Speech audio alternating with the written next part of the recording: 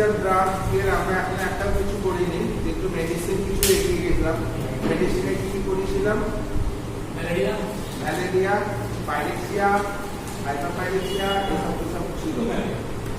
তার আগে পাইরেক্সিয়া নিয়ে বললাম না, ফিভার বললাম না, আর কিছু ম্যালেরিয়া, ইন্টারমিটেন্ট ফিভার, ইনফ্লুয়েন্ট ফিভার, তারপরে তো ম্যালেরিয়া নিয়ে এলাম। তার আগে ফিভার কি ছিল?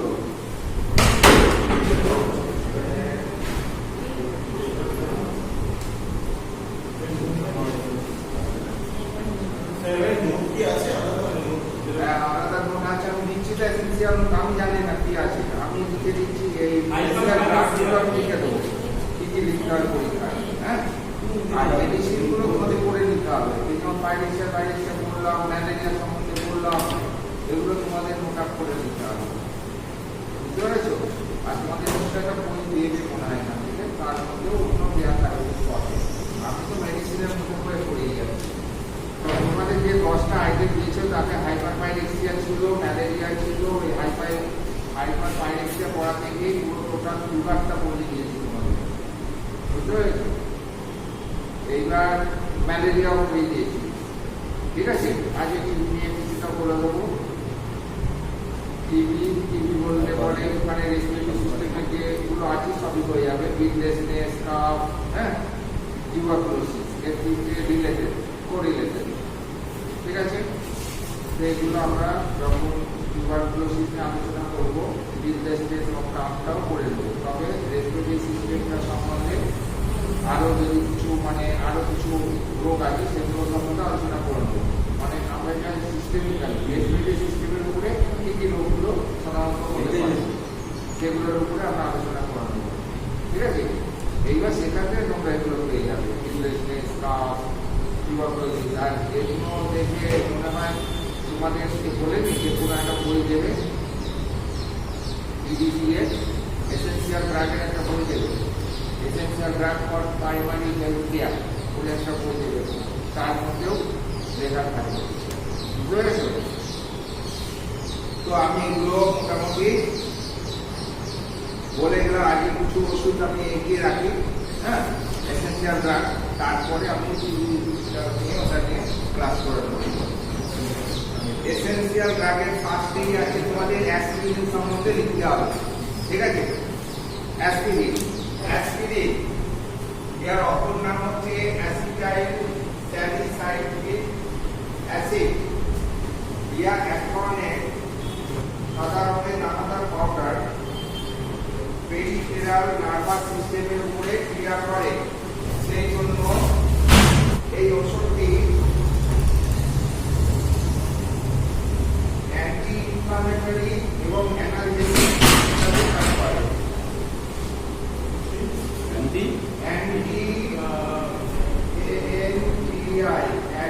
ইনফ্লামেটরি,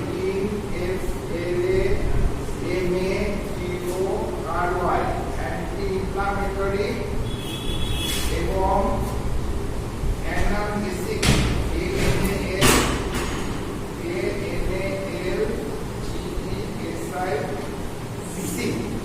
অ্যানালজেসিক হিসাবে কাজ করে। ইয়া এক প্রকারের নন স্টেরয়েড অ্যান্টি ইনফ্লামেটরি ড্রাগ, যেটাকে সংক্ষেপে বলে NSAID, নন স্টেরয়েড অ্যান্টি ইনফ্লামেটরি ড্রাগ। তার মানে অ্যাসিডিন এর কমন নেম কি? Acetyl salicylic acid. এটা সাধারণ নাম। এটা এখানে সাধারণের ক্রিস্টাল বা পাউডার হিসেবে পাওয়া যায়, যেটা সাধারণত পেরিফেরাল নার্ভাস সিস্টেমের উপরে ক্রিয়া করে এবং এই ড্রাগটি অ্যান্টি ইনফ্লামেটরি এবং অ্যানালজেসিক হিসাবে আমাদের শরীরে ক্রিয়া করে, ঠিক আছে? সেই জন্য এটা হচ্ছে নন স্টেরয়েড অ্যান্টি ইনফ্লামেটরি গ্রুপের ড্রাগ। পরিষ্কার হলো? এটা গেল ভূমিকা হলো। এবার যেহেতু এরা নন স্টেরয়েড অ্যান্টি ইনফ্লামেটরি ড্রাগ, অতএব আমাদের শরীরে যত রকমের ইনফ্লামেশন আছে, যত ধরনের ইনফ্লামেশন আছে, যার জন্য ব্যথা যন্ত্রণা এসবগুলো হয়, সেই ক্ষেত্রে আমরা এটাকে ইউজ করতে পারি। সেই জন্য যখন তোমাদের দেবে when should it be used, এরকম দেবে when should be used, এই ওষুধটি কখন ব্যবহার করবে, তোমাদের কোশ্চেনে দিল যে অ্যাসপিরিন কখন ব্যবহার করবে, যেটা তখন তোমরা কি লিখবে? দেখো ইহা সাধারণত মাথার যন্ত্রণা, কোমরের যন্ত্রণা, পেশির যন্ত্রণা, মাসেল পেন, গাঁটে ব্যথা, নিউরোলজিক্যাল পেন মানে স্নায়ু যন্ত্রণা, তারপর হচ্ছে পিরিয়ডিক পেনের যে যন্ত্রণা দ্যাট ইজ ডিসমেনোরিয়া, এবং লিকুইডের যন্ত্রণা বা লিকুইডের ব্যথা। এছাড়াও লিকুইডের ভেসেল ব্লক জনিত রোগীদের ভেসেল বলতে মানে লিকুইডের কার্ডিয়াক ভেসেল ব্লক জনিত রোগীদের রক্ত তরল রাখার জন্য, তার মানে ব্যবহার যদি বলে বিভিন্ন রকমের যন্ত্রণাতে এটি ব্যবহার। এইবার এটাকে তো একবারে এক কথায় বিভিন্ন যন্ত্রণা বলে দিতে হবে না, সেই জন্য এটাকে এরকম ভাবে বলবে তো একটু মোটামুটি বড় হলো।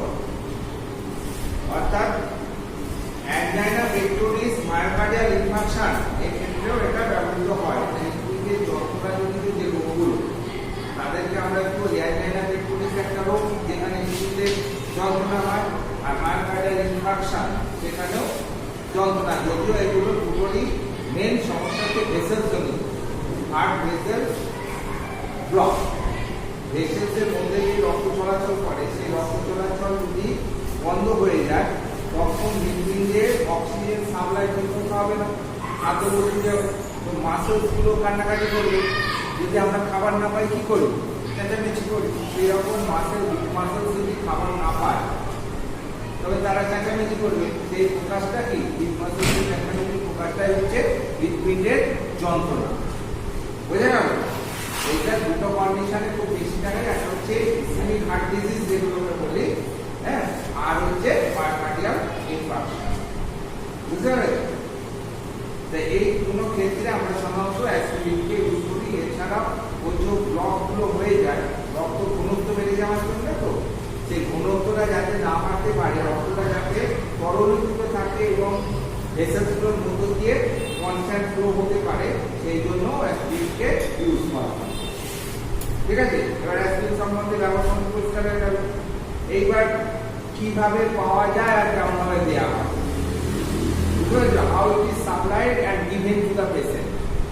তোমাদের এরকম একটা পয়েন্ট থাকবে, how it is supplied and given to the patient, অর্থাৎ অ্যাপ্লিকেশন অ্যান্ড ডোজ এক কথা।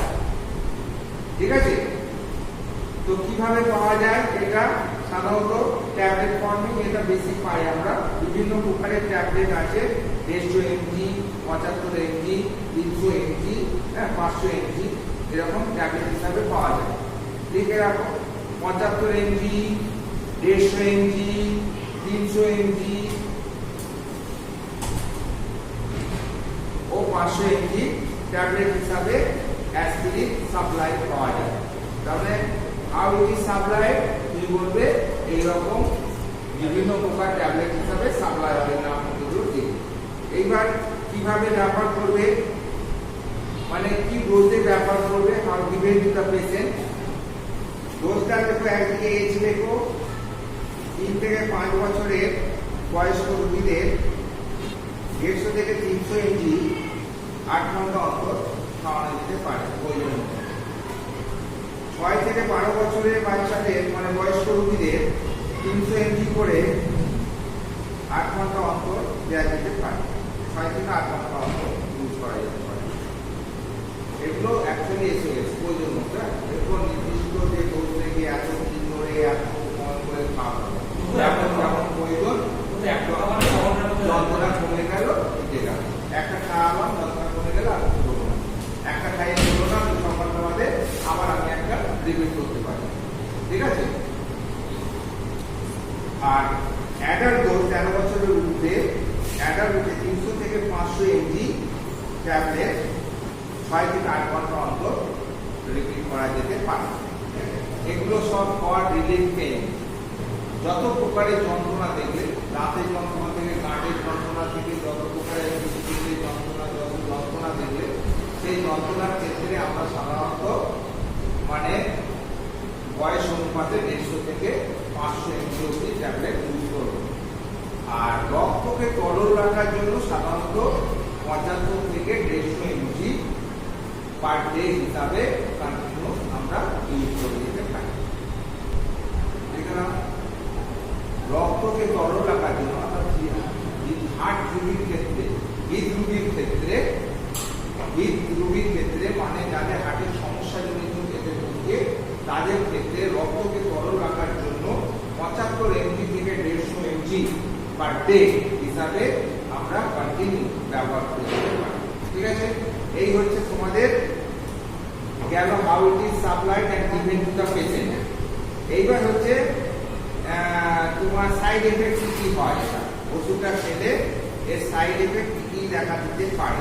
সাইড এফেক্টের মধ্যে আছে নসিয়া হতে পারে, ভমিটিং হতে পারে, burning pain in the stomach হতে পারে। তিনটে তো major side effect, nausea, vomiting আর হচ্ছে এপিগ্যাস্ট্রিক পেইন।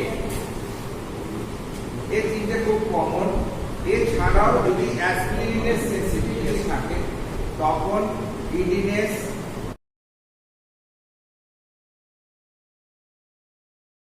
চেস্ট, ব্রিথলেসনেস প্রভৃতি সিম্পটম দেখা দিতে পারে। আচ্ছা, এই গেল সাইড এফেক্ট। এছাড়াও আরো অনেক সাইড এফেক্ট আছে, যেমন হচ্ছে তোমার ভার্টিগো হতে পারে, ইম্পেয়ারমেন্ট অফ হিয়ারিং দেখা দিতে পারে,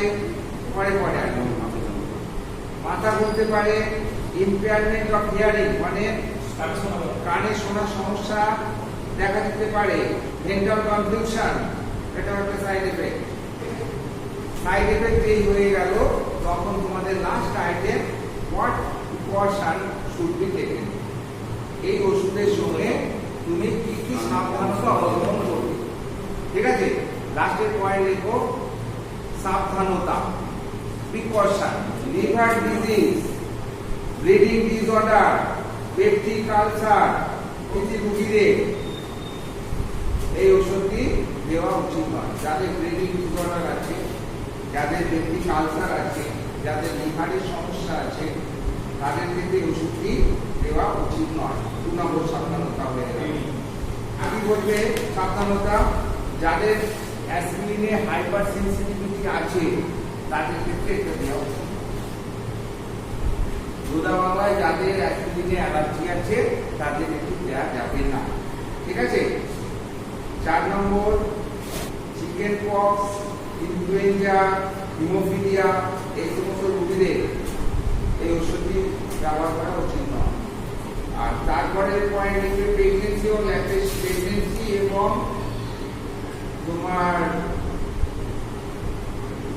ল্যাকটেশন এই দুটো ক্ষেত্রে খুব সাবধানে ব্যবহার করতে হবে। যেহেতু এটা 3 বছরের নিচে বাচ্চাদের নিষিদ্ধ, হ্যাঁ, সেই জন্য এটাকে বাচ্চাদের থেকে দূরে রাখতে হবে। তাই তো আউটরিচ মানে বাচ্চারা যাতে ইজিলি না পায়, বাচ্চাদের থেকে ওষুধটি দূরে রাখতে হবে। ওষুধটি এক্সপায়ারি ডেট দেখে খাওয়াতে হবে। ওষুধটি ড্রাই, কোল্ড, কুল প্লেসে রাখতে হবে। এই 3টে সাবধানতা সব ওষুধের সঙ্গে জড়িত। কারণ সব ওষুধে ওষুধটাকে সংরক্ষিত রাখতে হবে। আমি রোদে ফেলে রাখি, ওষুধটা তো কোনো নষ্ট হয়ে যাবে। তাহলে ওষুধটা সাধারণত সেফ জোনে রাখতে হবে। সেফ জোন কি? ওষুধের ড্রাই, কোল্ড, কুল, তাই তো? ড্রাই, ডার্ক, কুল, শুকনো হতে হবে, একটু অন্ধকারচ্ছন্ন হতে হবে, একটু ঠান্ডা থাকবে। এরকম জায়গাতে ভালো থাকবে। হ্যাঁ, কি না ফ্রিজে না, ড্রাই, ফ্রিজটা অতটা ড্রাই নয়, নর্মাল তাপমাত্রায় রাখতেই হবে। নর্মাল তাপমাত্রায় রাখতেই হবে, কিন্তু শুকনো, ডার্ক আর একটু কুল, হালকা স্বাভাবিক যেগুলো, ঠিক আছে? এই তিনটে জিনিস সবাইতে ঢোকাতে পারবে। সাবধানতা, যে কোনো ওষুধের সাবধানতা দিলে বাচ্চাদের থেকে দূরে রাখতে হবে, এক্সপায়ারি ডেট দেখে খাওয়াতে হবে, আর হচ্ছে ওষুধটিকে সংরক্ষণ করতে হবে ভালোভাবে, ঠিক আছে? আর তার আগের গুলো বলে দিলাম। তার মানে তোমাদের অ্যাসপিরিন সম্বন্ধে হয়ে গেল। এই কটা পয়েন্টের উপরে এগুলো ঠিক আছে। এরপরে একটা ছোট্ট হচ্ছে অ্যাট্রোপিন সালফেট মাসকুলার স্প্যাজম জনিত যন্ত্রণা উপশম করতে পারে। সেই জন্য এই ঔষধটি পেটের যন্ত্রণা, বিলিয়ারি ট্র্যাক্টের যন্ত্রণা প্রভৃতি উপশম করার জন্য। 2 নম্বর লেখো কীটনাশক, একদম কি বললেন? কীটনাশক বিষক্রিয়া। কীটনাশক বিষক্রিয়া যদি প্রচন্ড পেটে যন্ত্রণা হয়, সেক্ষেত্রে অ্যাট্রোপিন সালফেট দিয়ে করা হয়। এছাড়াও চক্ষু পরীক্ষার সময় টপিক্যাল আই ড্রপ হিসাবেও এটি ব্যবহার আছে। আচ্ছা, এবার হচ্ছে ডোজ আর হচ্ছে মানে how it is supplied and given to the patient. Atropine sulphate সাধারণত ট্যাবলেট হিসাবে, ইনজেকশন হিসাবে এবং টপিক্যাল আই ড্রপ হিসাবে পাওয়া যায়। সাইড এফেক্ট কি দেখা যায়? ড্রাইনেস অফ মাউথ, মুখ শুকিয়ে যায়, তারপরে ব্লাডিং অফ ভিশন, দৃষ্টিশক্তি ঝাপসা হয়ে যায়। কেন ঝাপসা হয় না? ফটোফোবিয়া আর ডায়ালেটেশন অফ দ্য পিউপিল। আমরা তো পিউপিলটা ডায়ালেট করার জন্য দিই চক্ষু পরীক্ষার সময়, কিন্তু চোখটি যখন মুখ দেখা হয় তার আগে ড্রপ দেওয়ার পরে তুমি অন্ধকার দেবে, তুমি দেখতে পারো, সেটা বাড়ির লোককে নিয়ে আসতে পারো, বুঝতে পেরেছো? না মানে ব্লাডিং অফ ভিশন হয়ে যায়, পিউপিলটা ডায়ালেট করে যায়, এগুলো যে সাইড ইফেক্ট, তাই তো? পিউপিল ডায়ালেট করে যাবে, ব্লাডিং অফ ভিশন হবে, আর হচ্ছে কি ড্রাইনেস অফ দ্য মাউথ হবে, ঠিক আছে? আর যদি শরীরটা গরম অনুভূত হবে, ফিলিং অফ ওয়ার্ম, শরীরে গরম অনুভূতি হবে, শরীরে গরম অনুভূতি দেখা দেবে। আর বৃদ্ধদের ক্ষেত্রে প্রস্রাবের অসুবিধা সৃষ্টি হতে পারে। বৃদ্ধদের ক্ষেত্রে ওল্ড এজ পেশেন্টদের এটা ব্যবহার করলে পেশাবের অসুবিধা বা কষ্ট হতে পারে। ডিফিকাল্টি ইউরিনেশন ইংলিশে বলা হয়, ঠিক আছে? এটা যদি সাইড এফেক্ট হয় তাহলে কি কি প্রিকশন নিতে হবে? ভাই, পরিমিত মাত্রার থেকে বেশি খাওয়ানো উচিত নয়। 1 নম্বর প্রিকশন, গ্লুকোমা রোগীদের ক্ষেত্রে এটি ব্যবহার করা উচিত নয়। হার্টের রোগীদের এটি খুব সাবধানে ব্যবহার করা উচিত। আর পয়জনিং এর ক্ষেত্রে পেশেন্টকে হসপিটালাইজেশন করতে হবে। এবার 3 নম্বর ওষুধটা আছে বেনজাইল বেনজোয়েট। হ্যাঁ, এটা খুব সোজা, কারণ এটা খাওয়ার ওষুধ নয়, এটা লাগাবার ওষুধ। কেমিসের নাম শুনেছো? কেমিসিন চুলকা কি জন্য হয়? সিরিজ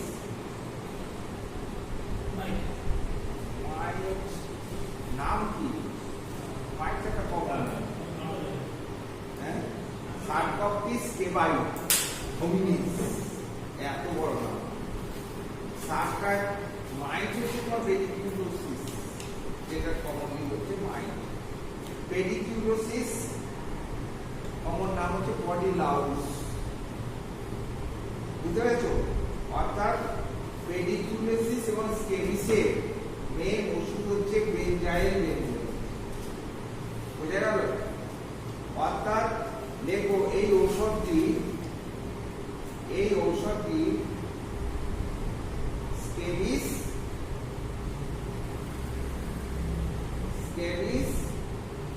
SCABIS এবং পেডিকিউলোসিস এবং পেডিকিউলোসিস PEDICULOSIS পেডিকিউলোসিস বা বডি লাউস যে জীবাণুগুলোকে ধ্বংস করতে ব্যবহার করা হয়। বাচ্চারা যখন একসাথে খেলছে এর থেকে ছোঁয়াছুঁয়ি থেকে এর শরীর থেকে ওর শরীরে এরকম চলে যেতে পারে। এটা খুব ছোঁয়াচে রোগ, যে মানে কোষ পায় রাখা, যেটাকে আমরা স্কেবিস বলি। বুঝতে পেরেছো? তো এই রোগে অ্যাকচুয়ালি এটা বাইরের রোগ, তো এটা ইন্টারনাল সিস্টেমকে এফেক্ট করে না, অনলি স্কিনে বসবাস করে। সেই জন্য এদের বাইরে থেকে বাহ্যিকভাবে আমরা যদি ব্যবহার করি, মেরে ফেলতে পারি, তবে এটা থেকে মুক্তি পাওয়া যাবে। সেই জন্য ভেঞ্জার বেঞ্জোয়েট এমন একটা ওষুধ যেটা ইমালশন ফর্মে বা লোশন ফর্মে আমরা বাইরে থেকে শরীরে এটাকে এক্সটার্নালি প্রয়োগ করি। ঠিক আছে? তো সেইটা যে লিখবে কি, সেইটা একটুখানি লিখে দিচ্ছি, এটা পরীক্ষার সামনে আসবেও না। লেখো ইহার 20% ইমালশন। এক্সটার্নাল অ্যাপ্লিকেশনের অনেকগুলো ধাপ আছে। কোনো ঔষধ লোশন হিসাবে আমরা এক্সটার্নাল ইউজ করতে পারি, কোনো ঔষধ পাউডার ফর্মে আমরা এক্সটার্নাল ইউজ করতে পারি, আবার অয়েন্টমেন্ট ফর্মে ইউজ করতে পারি, জেল ফর্মে ইউজ করতে পারি, ইমালশন ফর্মেও ইউজ করতে পারি। বুঝতে পেরেছো? এটা এই ওষুধটি ইমালশন ফর্মে পাওয়া যায়। 25% ইমালশন আমাদের শরীরে বাইরে থেকে লাগানো হয়। এই ইমালশনটি গলা এবং মুখ বাদ দিয়ে সারা শরীরে মাখিয়ে দিতে হয়। 24 ঘন্টা বাদে আবার তার উপরে আবার একবার ফেলে দেওয়া হয়। ধোয়ার পর 24 ঘন্টা পরে ধুলে চলবে না। 24 ঘন্টা পরে ওই লাগানো ওষুধটার উপরে আবার একবার লাগিয়ে দিতে একবার হবে। যদি লাগানো হয় 24 ঘন্টা পর না দিলে আর মাথা মাথা ধরে যাবে। সেটা জানি না, এই ওষুধ এরকম জেনে এটা ব্যবহার হয় না, অন্য ওষুধগুলো আমরা ব্যবহার করি। ওই জন্য এই ওষুধটা যেমন নিতে হবে, কি হয় না হয় ওটা পরে বলো। শীতকালে সাথে ইউজ করা হয়, যেখানে চান করতে লাগবে না, কারণ 48 ঘন্টার ব্যাপারে 48 ঘন্টা থাকলে তবে জীবাণুগুলো সম্পূর্ণরূপে সোজা গেছে। ঠিক আছে? ওই 48 ঘন্টার মধ্যে তুমি দুবার কেন 3বার 4বার বুঝে গেল? তার মানে কি 24 ঘন্টা বাদে আবার একবার লাগাতে হবে, তার 24 ঘন্টা বাদে এইবার সাবান দিয়ে হালকা গরম জল দিয়ে পরিষ্কার করে নিতে হবে। এই হচ্ছে তোমার বেঞ্জোয়েটের লাগাবার ডোজ। বুঝতে পেরেছো? তোমার মাথা যন্ত্রণায় হোক, তার পায়ে যন্ত্রণায় হোক, ওটা কটার পরে সে তো অনেকেরই অনেক ওষুধ চলতে পারে, তার জন্য সাবস্টিটিউট আছে। ঠিক আছে? বাচ্চাদের ক্ষেত্রে এটা অ্যাডাল্ট ডোজ। বাচ্চাদের ক্ষেত্রে ওষুধটিকে 1:1 অনুপাতে জল মিশিয়ে লিকুইফাইড করে দিতে হবে, আর মাখানোর নিয়মটা এক। বাচ্চাদের ক্ষেত্রে 1:1 অনুপাতে জল দিয়ে মিশিয়ে লিকুইফাইড করে নিয়ে একইভাবে লাগাতে হবে। এবার দেখো সাবধানতা কি কি নেই। তার আগে সাইড এফেক্ট কিছুই নেই। যদি হাইপারসেনসিটিভিটি থাকে তবে অ্যালার্জিক রিঅ্যাকশন দেখা দিতে পারে। সাবধানতা কি কি অবলম্বন করবে? ঔষধটি মাখিয়ে ভালোভাবে সাবান দিয়ে হাত ধুয়ে দিতে হবে, 1 নম্বর সাবধানতা। 2 নম্বর লেখো, মুখ এবং গলা বাদ দিয়ে ঔষধটি লাগাতে হবে। চোখে যাতে না লাগে সেদিকে খেয়াল রাখতে হবে। যারা ওখানে বেড শেয়ার করছে তাদেরও একসঙ্গে একইভাবে প্রয়োগ করতে হবে। মানে কি, আমাদের এখানে ধরো যে শুনছে সে তার দুটো ভাইয়ের সঙ্গে শোয়, হ্যাঁ, বা দিদির সঙ্গে শোয়, কি মায়ের সঙ্গে শোয়, দুজনকে একসাথে ধর মায়ের হয়নি,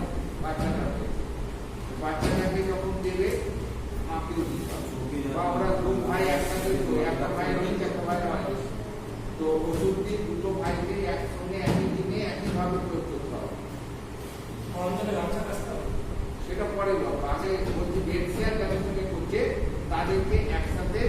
ব্যবহার করতে হবে। এটা যে বিছানা ব্যবহার হচ্ছে সেই বিছানা বেড কভার থেকে নিয়ে বালিশের কভার থেকে নিয়ে ভালো করে সাবান দিয়ে সাবান জলে গরম জলে ধুয়ে পরিষ্কার করে রোদে শুকিয়ে দিতে হবে। তাহলে ওই বেড কভারে যদি লাগালো বেড কভার চেঞ্জ করলো না আবার রোদে শুলো তো আবার অন্য কেউ শুলো সেই জন্য বলছে যে বিছানা ব্যবহার হয় সেই বিছানার চাদর বালিশের ওয়ার্ড এগুলো ভালো করে ডিটারজেন্ট দিয়ে কেচে রোদে শুকিয়ে দিতে হবে। ঠিক আছে, এইগুলো হচ্ছে তোমার মোটামুটি এরকম সাবধানতা আমরা যদি অবলম্বন করতে পারি তবে আমরা এখান থেকে মুক্তি পেতে পারবো। ঠিক আছে, তো আমরা মোটামুটি আজকে এই দিকে 3টে ওষুধ অনেকটা এগিয়ে গেলাম।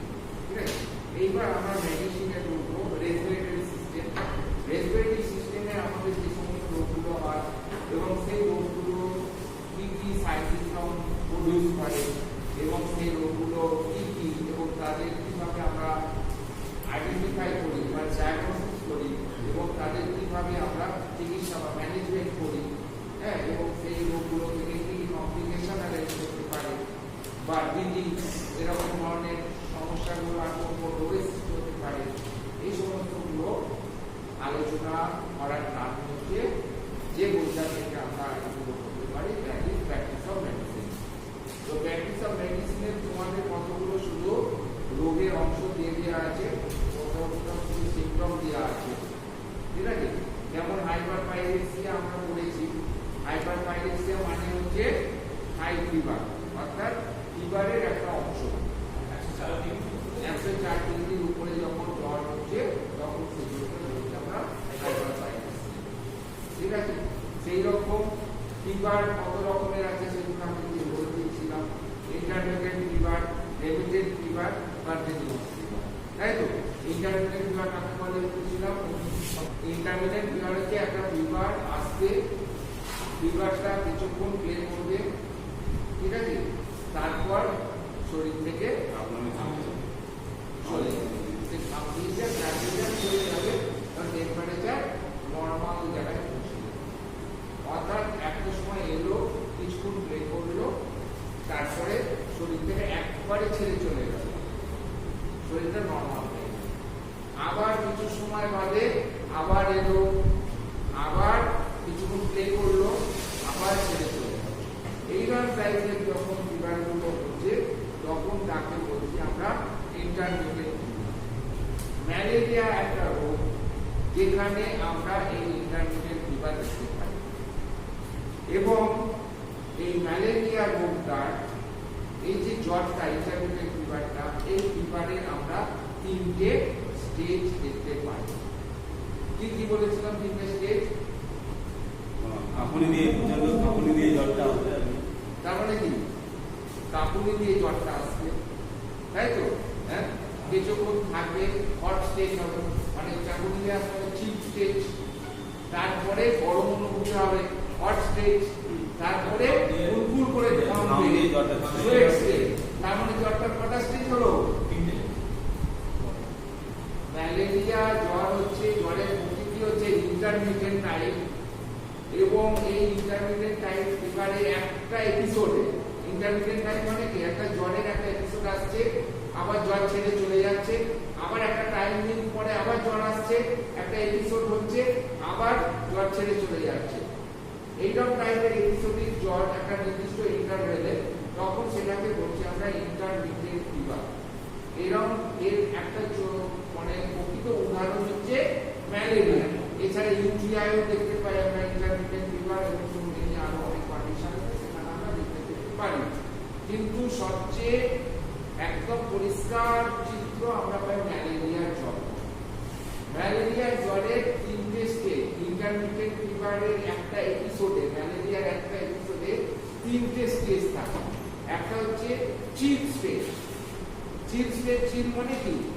মানে চিল মানে ঠান্ডা বড্ড, মানে কি ঠান্ডা দিয়ে জ্বরটা আসে, এটাকে চিল স্টেজ বলি বা কোল্ড স্টেজও বলি। অনেক সময় আমরা কোল্ড স্টেজ বলি। এটা ধরো 45 মিনিট থেকে 50 মিনিট কি 1 ঘন্টা থাকবে, প্রচন্ড শীত করছে এবং কাঁপছে, একটা কম্বল, দুটো কম্বল, তিনটে কম্বল নিয়েও সেই কাঁপুনিটা রোধ হচ্ছে না, মানে ঠান্ডাটা যাচ্ছে না। এইরকম 45 থেকে 1 ঘন্টা চলার পরে শরীরটা গরম অনুভূতি হবে। আর টেম্পারেচারটা তখন 100, প্রথম দুটো রকম চিল স্টেটে 101 মতো থাকবে, তারপর হুড় করে পেটে 104, 5-এ চলে যাবে। যখন এদিকে জ্বর উঠছে, পেশেন্ট কত হট অনুভব করছে, মানে গরম অনুভব করছে, তখন সে কি করবে? Throw all the covering.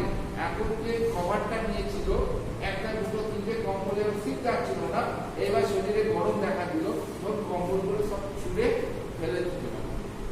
এইরকম হট স্টেজে টেম্পারেচারটা প্রচুর হাই হয়ে যায়, তার সঙ্গে যে সমস্ত সাইন সিম্পটমগুলো থাকে, যে কোনো হাইপাইরেক্সিয়াতে প্রায় একই টাইপের থাকে, চোখ মুখগুলো লাল হয়ে যায়, কমকমে হয়ে যায়, আর দপ করে মাথা যন্ত্রণা হয়, তার সঙ্গে ঘাড়ের যন্ত্রণা, হাতে পায়ের যন্ত্রণা দেখতে পাওয়া যায়, তার সঙ্গে একটা অস্বস্তি, রেসলেস ভাব থাকে, তার সঙ্গে কাটার ঘুরে ঘুরে হচ্ছে মনে হয়, এই বমি হয়ে যাবে মনে হয়, বমি করেও ফেলা হবে। চিত্রটা শুধু অনুভব করো, মানে আঁকার চেষ্টা করো। এইরকম হট স্টেজে এইরকম একটা পিকচার ম্যালেরিয়ার কেন যে কোনো হাই রাইজ অফ টেম্পারেচারে দেখবে এই টাইপের পিকচারটাই রুগীটার মধ্যে থাকে। এটা 1 থেকে 1.5 ঘন্টা রইল, তারপরে বিন্দু বিন্দু ঘাম সৃষ্টি হবে, মাথা পুরপুর করে ঘেমে যাবে, পুরো শরীর পুরপুর করে ঘেমে যাবে, টেম্পারেচার 105 থেকে 1.5 ঘন্টার মধ্যে নামতে একবারে 58.4 বা 58 একদম ছেড়ে চলে যাবে। কোনো জ্বালা নেই, যন্ত্রণা নেই, মাথার যন্ত্রণা নেই, এত বমি ভাব, এত রেস্টলেস সব হাওয়া, মনে হবে যেন আমি সুস্থ। আবার বেরিয়ে যাবো, আড্ডা দুধে বেরিয়ে যাবো, দুধের আবার তারপরে দুপুরে বা ইভিনিং এর আগে এরকম প্রবলেম আসলো, কি একদিন দিল না, তারপরে দিতে হবে। বুঝতে পেরেছো? এই হচ্ছে ম্যালেরিয়া ফিভারের একটা চিত্র, ঠিক আছে? তো যেটা আমরা আগের দিন বলেছিলাম, আজকে আমরা রেসপিরেটরি সিস্টেমে যে এগুলো হচ্ছে, এর মধ্যে হাতের মধ্যে বসে থাকবে কার্ডিওভাস্কুলার স্ট্রাকচারের মধ্যে। এইখানে এটা হচ্ছে রাইট লাংস, এটা হচ্ছে লেফট লাংস। লেফট লাংসের একটা কাজ থাকে অ্যান্টেরিয়র বর্ডারে, যেখানে এইখানে হৃৎপিণ্ডটা বসে থাকে,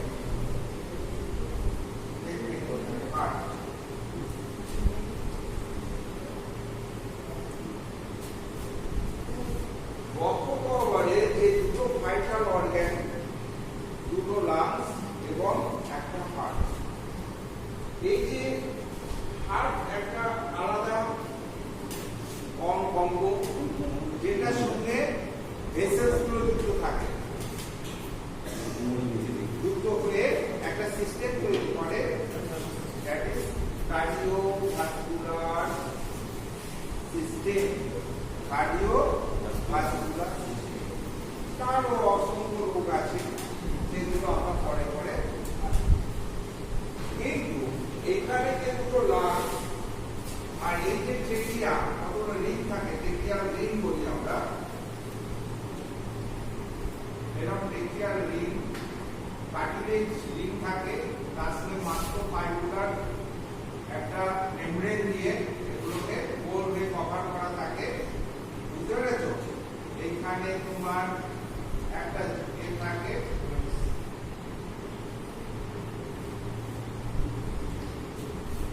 তো এই দুটো ভাগের ভাগ হচ্ছে, এটাকে বলছি ট্রেকিয়া, এখানে ল্যারিংস, ঠিক আছে? TRACHI ট্রেকিয়া, এটাকে ব্রঙ্কাস, BRONCHUS ব্রঙ্কাস, আর এগুলো হচ্ছে ব্রঙ্কিওল।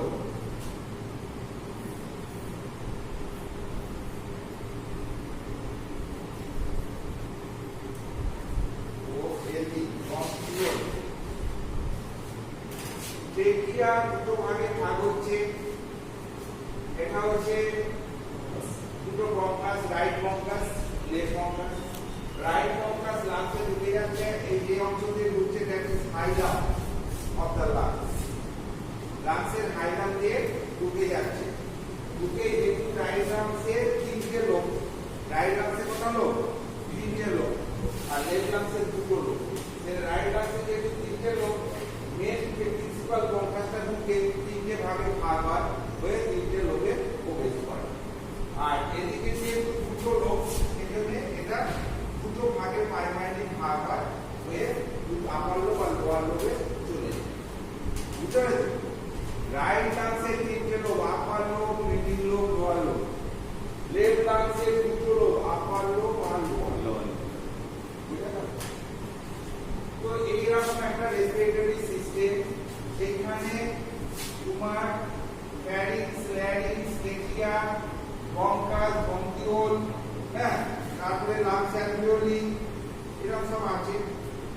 তো এর মধ্যে যে রোগগুলো হয়, কমন কোল্ড ইনফেকশন হয়, আপার রেসপিরেটরি ট্র্যাক্ট ইনফেকশন হয়, লোয়ার রেসপিরেটরি ট্র্যাক্ট ইনফেকশন হয়। এছাড়াও ব্রঙ্কাসের সঙ্গে ইনফেকশন হয়, ব্রঙ্কাইটিস। এছাড়াও লাংস আর ব্রঙ্কাস দুটো মিলে যে ইনফেকশন হয়, ব্রঙ্কো নিউমোনিয়া। তো এইরকম বিভিন্ন টাইপের ইনফেকশন ঘটিত রোগ হয়। সেই রকম একটা ইনফেকশন ঘটিত রোগ হচ্ছে টিউবারকিউলোসিস। টিউবারকিউলোসিস যেটা তোমাদের এতে দেয়া আছে, টিউবারকিউলোসিস।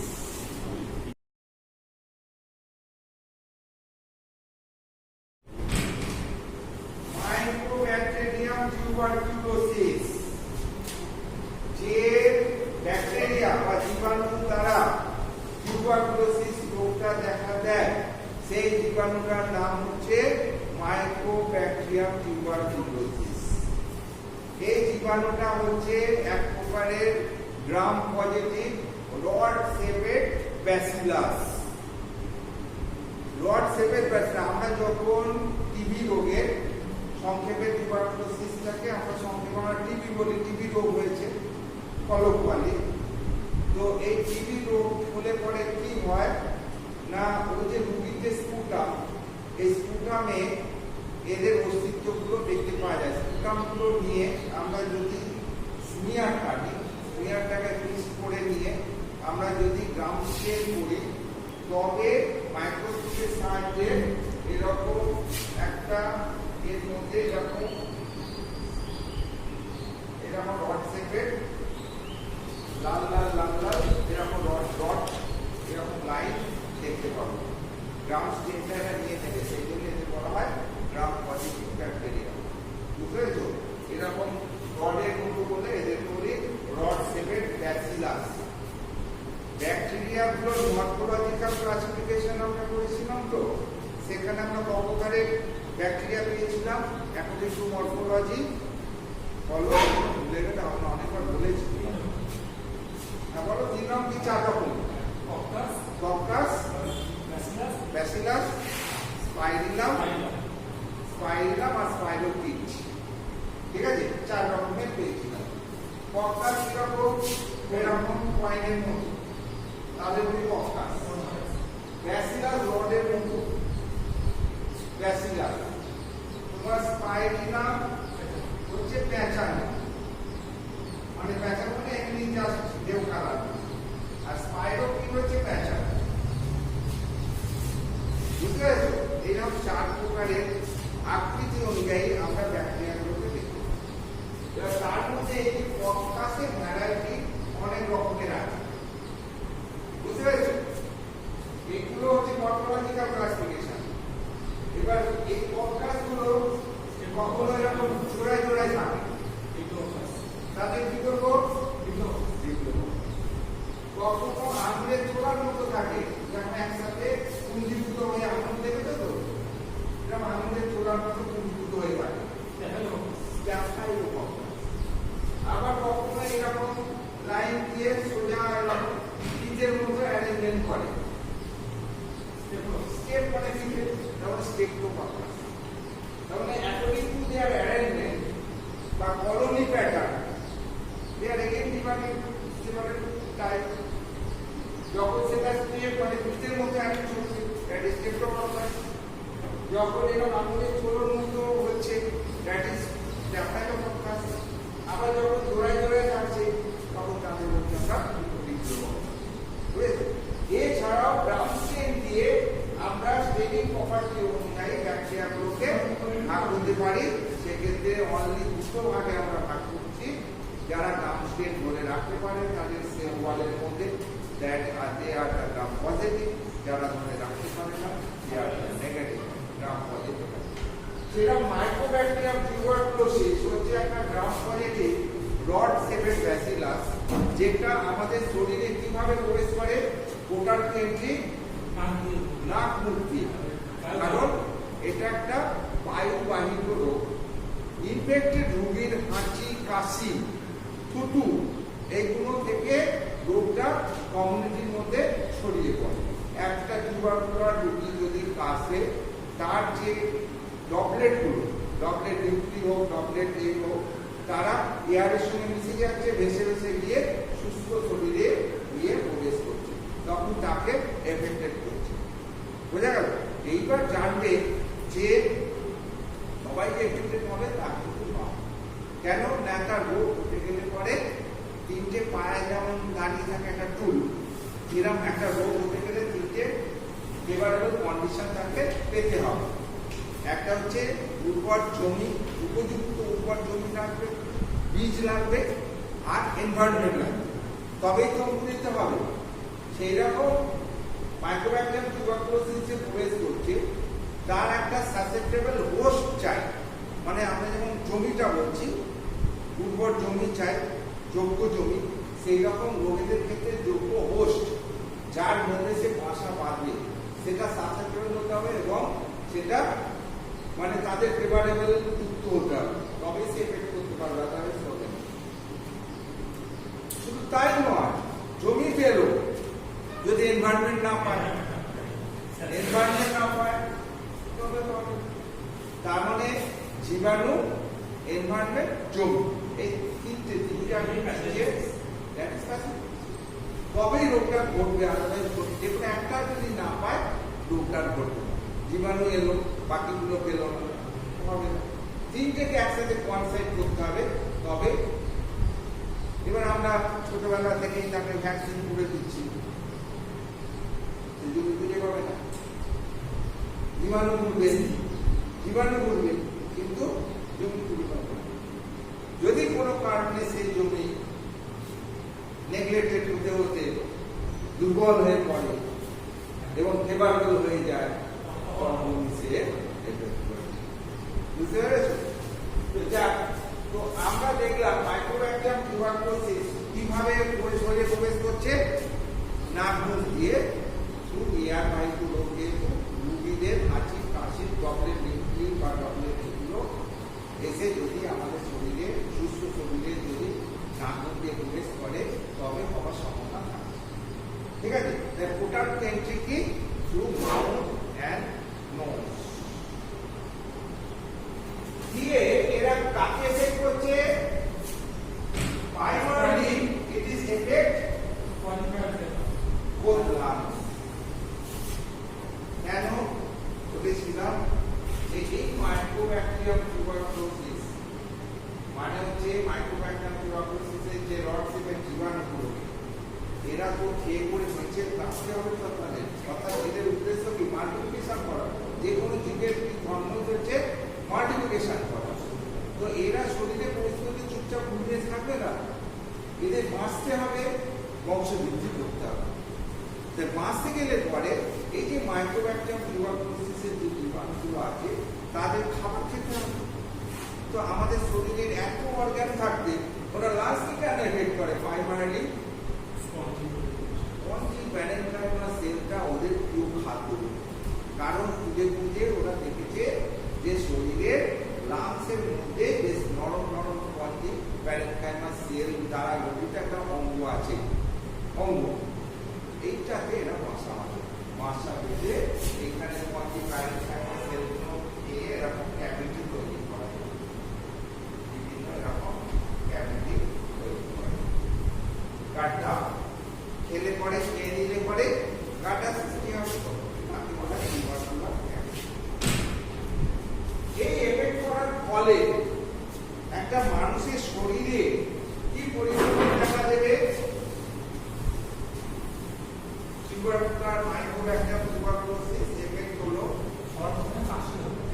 ঢুকলো, পজিটিভ অর্গানিজম আমরা পেলাম, পোর্টাল প্লেট পেলাম, তাই তো নাক মুখ দিয়ে বায়ুর মাধ্যমে নাক মুখ দিয়ে আমাদের শরীরে প্রবেশ করে। প্রাইমারি এফেক্টেড অর্গান পেলাম, প্রাইমারি এফেক্টেড অর্গান হচ্ছে লাংস, সারা লাংসে খায় গিয়ে মাল্টিপ্লিকেশন করে, সেখানে বংশবৃদ্ধি করে। তারপরে বা ডিস্টাল মেটাস্টেসিস অর্থাৎ শরীরের বিভিন্ন অংশে তারা স্প্রেড আপ করে। লিম্ফ গ্ল্যান্ডগুলোতে ধরতে পারে, টিউবারকুলার লিম্ফ গ্ল্যান্ড হতে পারে, বোনসে ধরতে পারে, টিউবারকুলার বোনস বলি আমরা। আর পেটে এফেক্ট করতে পারে, টিউবারকুলার পেটুলাইটিস বলি আমরা, তাই তো। অর্থাৎ এক্সট্রা পালমোনারি টিউবারকুলোসিস আর এক্সট্রা পালমোনারি টিউবারকুলোসিস। মেয়েদের ইন্ট্রাসে এফেক্ট করতে পারে টিউবারকুলার জীবাণুগুলো। তার জন্য অনেক সময় অন্ধা কেসগুলোতে আমরা ইনফার্টিলিটি কেসগুলোতে ইনভেস্টিগেশন করতে করতে অনেক সময় দেখা যায় মায়ের টিউবারকুলোসিস আছে ইউট্রাসে। তার মানে কোনো না কোনো সময় আগে প্রাইমারি এফেক্ট হয়েছিল, লাংসে এফেক্ট হয়েছিল, সেখান থেকে ওটা ইউট্রাসে গেছে। অনেক সময় ব্রেনে ধরে টিউবারকুলার মেনিনজাইটিস, শুনেছি আমরা টিউবারকুলার মেনিনজাইটিস নাম শুনেছি তো। তো সেই রকম ওগুলো হচ্ছে এক্সট্রা পালমোনারি ইনফেকশন। আমরা প্রাইমারি দেখবো যেহেতু এটা প্রাইমারি ইনফেকশন হচ্ছে লাংস, অর্থাৎ পালমোনারি টিউবারকুলোসিসটা আমরা প্রাইমারিতে জানি, ঠিক আছে। তো একটা যদি লাংসে একটা টিউবারকুলার জীবাণু এফেক্ট ঘটায়, তার পরবর্তীকালে রোগীটার মধ্যে আমরা কি পিকচারটা দেখতে পাবো, that is called clinical picture of the pulmonary tuberculosis. সেই ক্ষেত্রে আমরা কি দেখবো, কাফ, পারসিস্টেন্ট কাফ,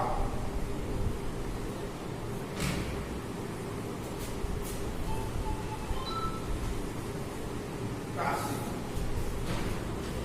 একটা শুকনো কাশি হচ্ছে, করে কাশতে কাশতে কাশতে টুকু করছে এবং কাশিটা রাতের দিকে বেড়ে যাচ্ছে। আর কাশিটা সিম্পল কাফ সিরাপ দিয়ে ভালো হচ্ছে না, কাশিটা 15 থেকে 15 দিনের অধিক এরকম হবে, সে কেটে যাচ্ছে।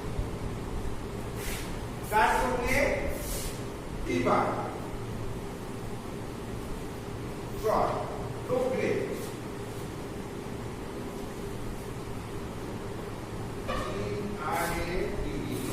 অর্থাৎ 99 থেকে 101 এর মধ্যে, কখনো 99.5, কখনো 100, এরকম একটা হালকা জ্বর আসছে। জ্বরটার চরিত্র কেমন, ইভিনিং রাইজ,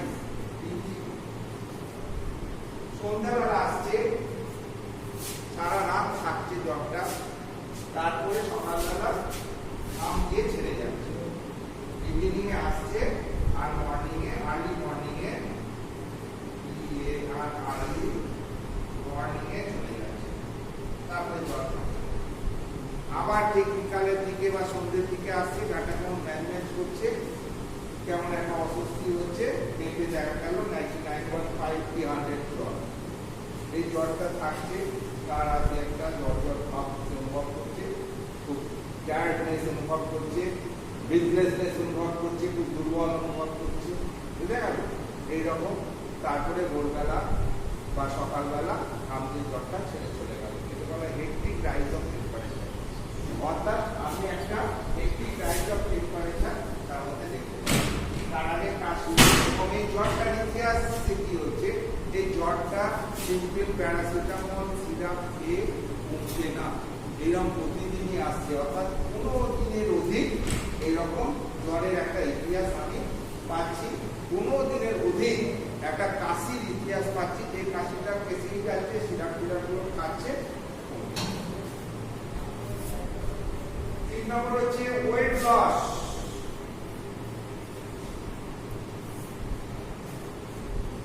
ওয়েট লস অর্থাৎ আস্তে আস্তে দুর্বল হয়ে যাচ্ছে, ক্ষীণ হয়ে যাচ্ছে। 15 দিন আগে যেরকম স্ট্যামিনা স্টেবিলিটি এটা ছিল, 15 দিন বাদে দেখা যাচ্ছে বোঝা আরো 20 দিন 58 কিলো ছিল, 55, 54, 52, 50 নেমে গেছে। তা এই এত তাড়াতাড়ি র্যাপিডলি ওয়েট লস হচ্ছে, এটা আমরা আগে দেখতে টিভিকে ক্ষয় রোগ করতাম, তাই না, যক্ষা যক্ষের ক্ষয় তো বলে এই জন্য যে আস্তে আস্তে রুগীটা ক্ষয়তে আরম্ভ করছে, অর্থাৎ সে আস্তে আস্তে শীর্ণ হতে থাকছে, দুর্বল হতে থাকছে, ওজন আস্তে আস্তে ঘাটা হয়ে যাচ্ছে, খেতে ঠিক মতো ইচ্ছা যাচ্ছে না, খেতে ইচ্ছা করছে না, খাচ্ছে না ঠিক মতো, যার জন্য তার ওজনটাও কমে যাচ্ছে আস্তে আস্তে, তার মানে লস অফ অ্যাপেটাইট দেখা যেতে। তো এইরকম যখন আমরা দেখবো যে তার কনস্ট্যান্ট ওয়েট লস হচ্ছে, তার 15 দিনের অধিক একটা জ্বর আসছে, ইভিনিং টাইম জ্বর আসছে এবং সেটা সকালবেলা কাশি ছেড়ে যাচ্ছে, তার শরীরের মধ্যে একটা পারসিস্টেন্ট কাশি রয়েছে, তার সঙ্গে শারীরিক দুর্বলতা রয়েছে, আস্তে আস্তে সে বলছে আমি কাজ করতে পারছি না, আমার কাজ করতে ইচ্ছা করছে না, আমার লেথার্জি দেখা দিচ্ছে, আমার শরীরে একটু আমি হাঁপিয়ে যাচ্ছি, আস্তে আস্তে দুর্বল হয়ে যাচ্ছি, দেখুন না আগে আমার কত ছিল ওয়েট ছিল, ওজনটাও কমে যাচ্ছে। এইরকম যখন একটা পিকচার আমি একটা রোগীর মধ্যে পাচ্ছি, তখনই আমার মনের মধ্যে উদয় হবে যে এটা টিউবারকুলোসিস নয় তো, ঠিক আছে? তার মানে আমরা একটা ক্লিনিক্যাল চিত্র টিউবারকুলোসিসের প্রকাশ করতে পারলাম। তার এগেইনস্টে এবার আমরা কি করবো, ইনভেস্টিগেশন করে দেখবো যে এর মধ্যে টিবি আছে কি না। তার মানে মাইক্রোব্যাকটেরিয়াম টিউবারকুলোসিসের ইনভেস্টিগেশন কিভাবে?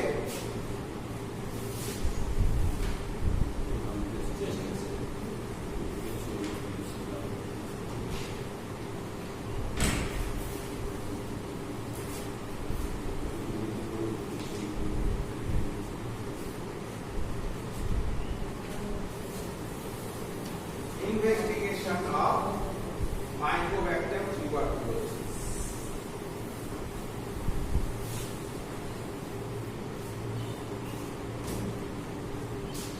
CF আমরা পেয়ে গেছি, CF এর থেকে আমরা ইনভেস্টিগেশনে আসছি, একটা এক নম্বরে দেবো আমরা স্পুটাম।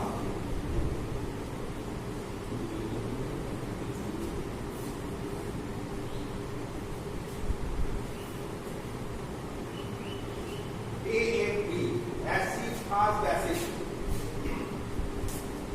মাইক্রোব্যাকটেরিয়াম টিউবারকুলোসিস রোগে আমরা অ্যাসিড ফাস্ট ব্যাসিলি বুঝতে পেরেছেন? এবং রোগীর যে কাশি হচ্ছে, কাশির ফলে যে টুকরা পেয়েছে দ্যাট ইজ কল্ড স্পুটাম বা এক্সপেক্টোরেশন। এই স্পুটামের একটা অংশ নিয়ে একটু আগেই বললাম স্টেলিং পদ্ধতির মাধ্যমে আমরা ওর মধ্যে এই মাইক্রোব্যাকটেরিয়াম টিউবারকুলোসিসের জীবাণুমুক্ত আছে কি নেই সেটা দেখব, ঠিক আছে?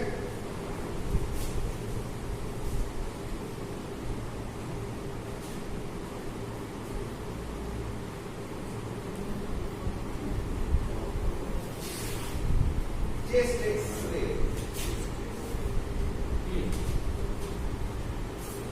ये मैटर सभी देखो, চেস্ট এক্স-রে দেখি দেখো ওই যে মাইক্রোব্যাকটেরিয়াম যে ব্যাকটেরিয়া যে জীবাণুগুলো তাদের ভিতরে তোমাকে খাবার কি ব্যাকটেরিয়া আছে, খাওয়ার জন্য কিভাবে ব্যাকটেরিয়াগুলোকে আমরা কি বলছি বলো? Tubercular cavity. এক্স-রে দিলে আমরা টিউবারকুলার ক্যাভিটি পর্যন্ত দেখব, ঠিক আছে?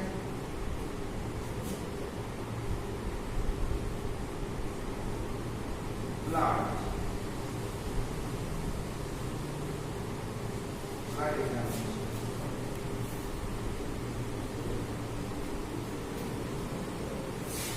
এমনি পজিটিভ পাচ্ছি, টিউবারকুলার ক্যাভিটি পাচ্ছি,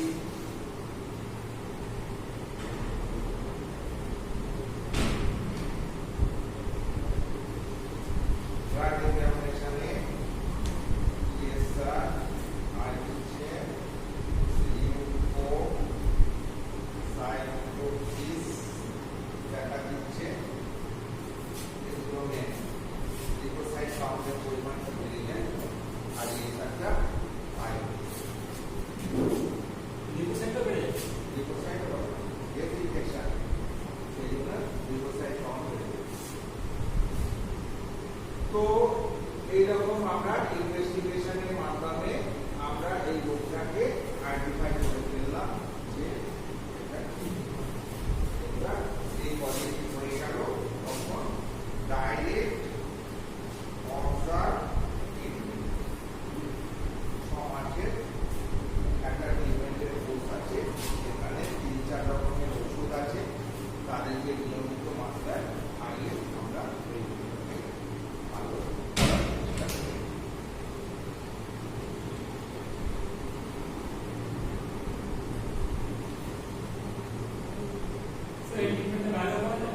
হ্যাঁ হ্যাঁ ট্রাম্বিকল, আইসোসায়ানাইড, তারপর হচ্ছে ডিফেনিকল, এরকম 4টে ওষুধ আছে, বুঝতে পেরেছো? 4টে ওষুধের মাধ্যমে মোটামুটি এছাড়াও আরো অনেক ওষুধ আছে, স্টেপ্টোমাইসিন আছে, এ আছে, অনেকগুলোই ওষুধ আছে।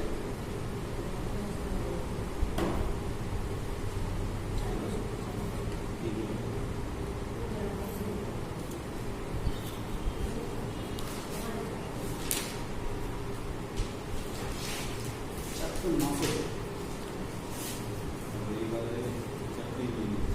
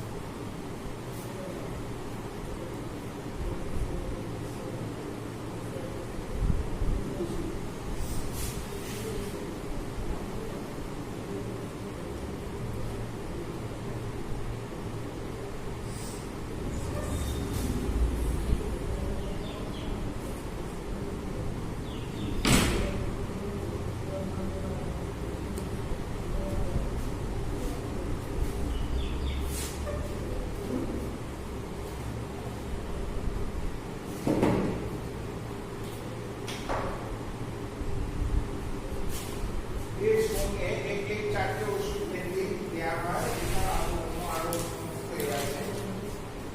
তো এগুলো সব অ্যান্টিকোয়াগুলার ড্রাগ, এদের নির্দিষ্ট মাত্রা আছে, ডোজ আছে, সেটা এই জ্বর বলে এইভাবে দেওয়া হয়।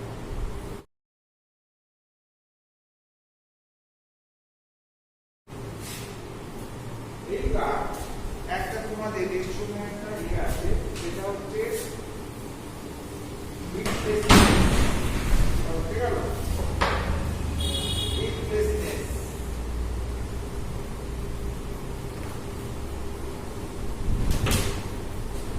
মানে হচ্ছে ডিফিকাল্টি ইন ব্রিদিং, বা অনেক সময় এটাকে আমরা বলি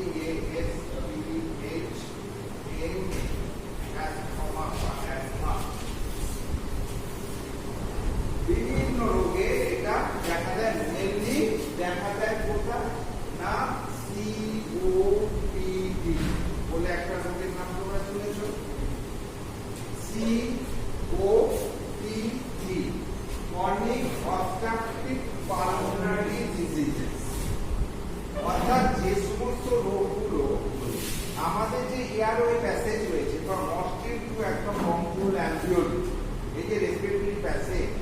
এই প্যাসেজে যারা অবস্ট্রাকশন ঘটায় যে সমস্ত রোগগুলোকে তাদেরকে একসাথে আমরা সিওগুলোকে সিওপিডি, এবং যেহেতু অবস্ট্রাকশন ঘটাচ্ছে মানে অক্সিজেন পেতে বাধা দিচ্ছে, তার কমন সিমটম হবে অ্যাজমা বা ব্রিথলেসনেস বা ডিফিকাল্টি ইন রেসপিরেশন। বোঝা গেল? এবার এই ডিফিকাল্টি অফ রেসপিরেশনের যত সিওপিডিতে যত রোগ আছে সেগুলো সব বুঝতে পেরেছো? এইবার হলে পরে কিভাবে ম্যানেজমেন্ট করবে না, যেভাবে আমরা করি অক্সিজেনেশন করি, বঙ্কোডায়ালেটার কি, হ্যাঁ, এবং কি কারণে সিওপিডি হচ্ছে সেই কারণ ঘটিত ঔষধ। যদি সেটা টিউবারকুলোসিস সংক্রান্ত হয় অ্যান্টিটিউবারকুলার চিকিৎসা করবো, যদি অন্য কোনো ব্যাকটেরিয়াল ইনফেকশন হয় সেক্ষেত্রে প্রপার অ্যান্টিবায়োটিক চয়েস করবো, তার সঙ্গে যে সমস্ত সিমটমগুলো আছে, যদি জ্বর থাকে জ্বরের ওষুধ দেবো, যদি তোমার শ্বাসকষ্ট থাকে বঙ্কোডায়ালেটার দেবো, হ্যাঁ, তার যদি অনেক প্রোডাকশনের জন্য তার শ্বাসকষ্ট হয়, প্রোডাকশনটা তোলার জন্য আমরা এক্সপেক্টোরেন্ট দেবো। তো এইরকম অ্যাকর্ডিং টু সিমটম ওয়াইজ আমরা এইভাবে তাকে চিকিৎসা করব। বুঝে গেল? তো আজ এই অবধি থাক, এরপরে আমরা আরো এগিয়ে যাবো।